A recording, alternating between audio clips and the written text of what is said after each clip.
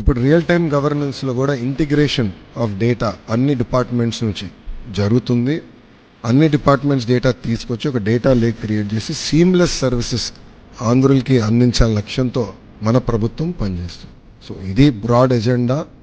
ఇది గత 3 నెలలుగా టీమ్స్ అహర్నిశలు కష్టపడ్డారు. గత 15 రోజులుగా స్ట్రెస్ టెస్టింగ్ కానీ ఇవన్నీ చేస్తూ జరుగుతుంది. ఇది ఇంకొక 6 నెలల్లో I believe we can bring out an ideal product. అంటే అన్ని సర్వీసెస్ ఏఐ వాయిస్ కలిపి ఒక 5-6 నెలలు పడుతుంది.